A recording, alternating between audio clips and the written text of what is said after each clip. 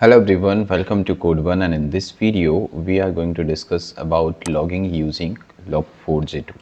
And this is the second part of the logging process in Selenium while you're working with automation project. How can you log your journey, like execution of the test case, like how can you log the data over there, all the steps one by one, and you can manage the log file. So in the last part we have seen how can we do the basic logging by using util package, but in this we are going to use a log4j, and this is the real way that we use into the real-time applications, or you can say in the enterprises level. And so to use this login4j, logging using log4j, we have to follow some steps in our project, and this is your old code. And if you notice here, we are passing the path here. Okay, we are creating some external configuration file, and we are writing some Java code and then using file handler, and this thing is totally coming from the util package, right? This util package. So this time we are not going to use this process because this is the basic one, but we can use the logic for log4j, a log4j dependency, and that will help us to create the logs, and in more convenient way, like we have a more methods over there that can handle the situations. Okay, so let's do the practical. How can we do that? So first open your pom.xml, add two dependencies over there, and these are the dependencies that is going to use for the log4j API. Okay, so I just paste it here and I build my project, and you can see the project is built now, and these two dependencies are available now in my Maven dependency. So if I go here and check Apache log4j, yeah, these are two dependencies I can see here. So now we are going to do logging by log4j. So the next step here, we have to do one configuration file. We have to create one configuration file by the name of log4j2, or you can keep it a different name as well, but it will be better as a standard. It should be log4j2 XML. So I'm going to copy this name, and here into my resource folder, see there is a name, there is a source main resource in your project. If you see, this is your locations, src main resource. Under this, create a file and keep it a name as a log4j2 xml. I will explain you what is this file about. Just copy this configuration code. If you know the XML format and XML coding, you understand this nodes over here. We are creating a configuration parent node, root node, and under this we have some configuration. Let me explain you a bit. Like, this is a XML file, the version is 1.0 we are using in coding UTF-8. At the root node we have a configuration. We are doing some configuration related to log4j2, and status is info, and this is the attribute over here. And I'm going to create some patterns, right? Like let's say I want to store where I want to store my logs. So I'm going to create a Selenium log file into my resource package. Okay, data source, like we already have one folder here as a data source, right? In this file we can create, like let's say we have a test.log over here. I can create another file which is named as a Selenium log, and this is file empty right now.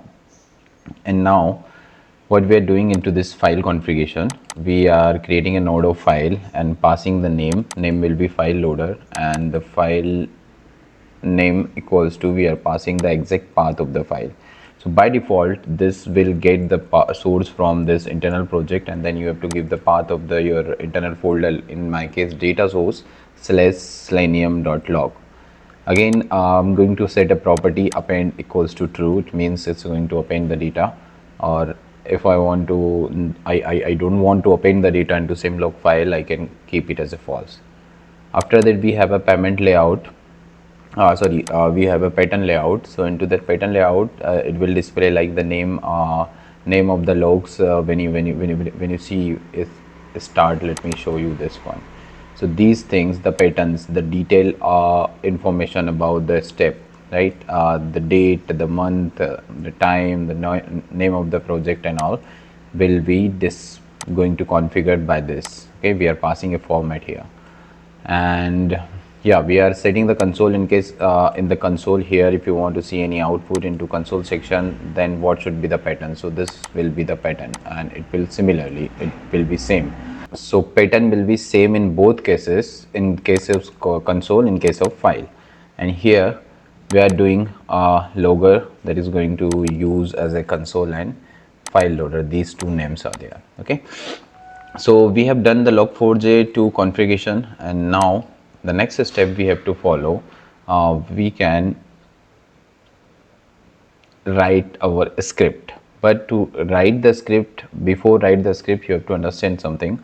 Like, we have different log labels into log4j. We have a trace, debug, info, warn, error, fatal. Okay, how can we implement those methods? We can call it logger.trace. We can pass over message. Similarly, debug, info, warn, error, and fatal. And what is the purpose of trace? To find grain debugging information and detailed debugging information. And for info, we can say general information message. For warning, for warnings. And for errors, if you want to show some errors and critical error leading to termination, it can be a fatal. And okay, so this is the script that we are going to implement over here, over there. And for that, what we can do, we can just go at our project and create another main class. That class name, we can keep it like, so I'm going to keep it a name as a log4j example.java, and it should be in my main method. Okay, and okay, so I created this log4j example.java file, and in this file we can create a reference of logger, similarly as we have done in the last part of this logging. But here we are going to get it from log4j. Okay, we need, while you are importing it, while you are using it, just make sure you are getting it from log4j library. Okay, you can see here we have a log4j, so let's say logger, and we have a log4j core and log4j testing. Okay, this one, we have this logging, this is coming from Apache log4j, and I can say it log equals to log manager. Again, you can see Java util is there, and log4j manager we need. No.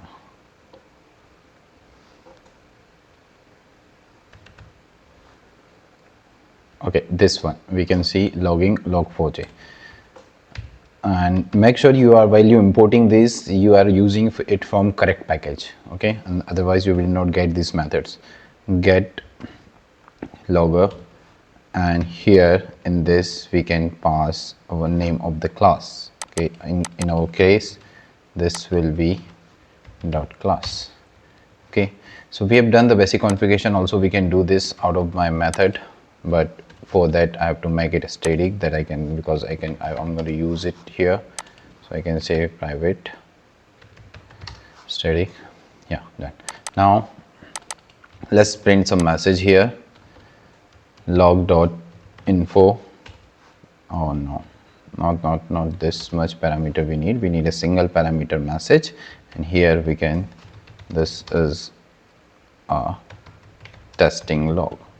This is a testing log. So let's print it. Let's run this class, and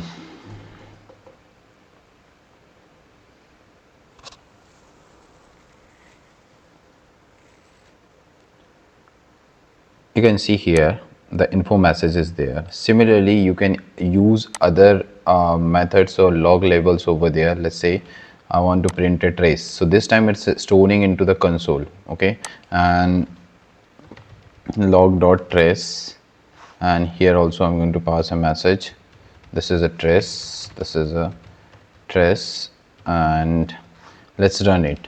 So in our configuration file, we have done configuration of two types. The first one is a console configuration, and the second is log4j, the resource, this configuration, Selenium log configuration. So in the external file, So if you see this external file, we are printing two messages. This is testing, and we make the append true. So that's why it's repeating the message again. It's going to append the next execution, output of the next execution, but we can make it false as well. If we make it false, it will not append it. So let's say I'm going to make it false now, and this time this will not append, and it will be a fresh copy. So in this execution we are printing two messages. This is a info, let's say this is a info, and this is a trace, and let's run it.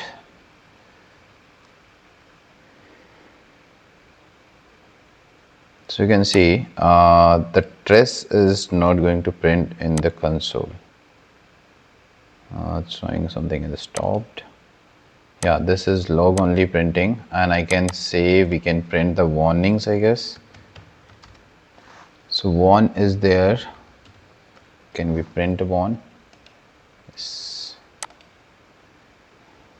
Yeah, we can print warning. So we can print the warning into the console, but we can't print the trace. And let's say this is a warn.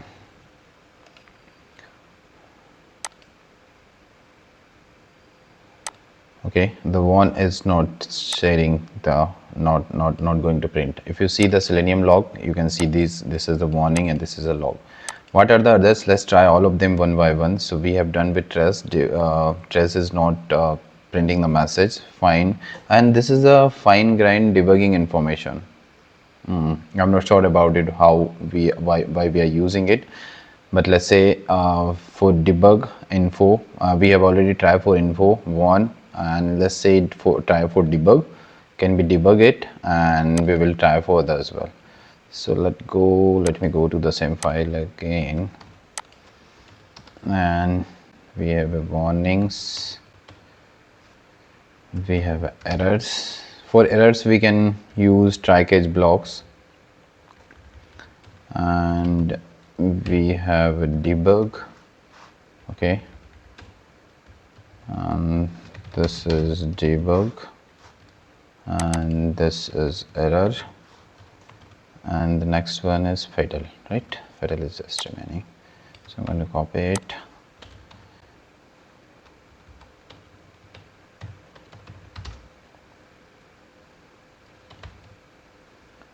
fatal, and this is fatal.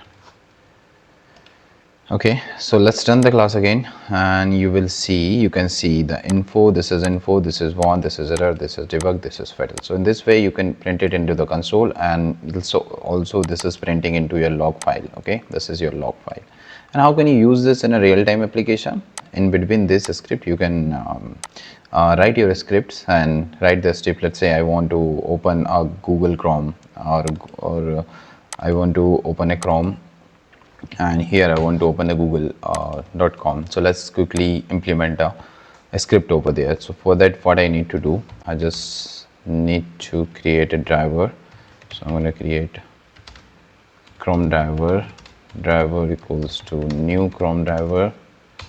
Okay, and then I can say driver dot navigate to this URL. Okay, so I can give an info here, like let's say launch, browser launching. I can say browser is launching, and I can give a warning here.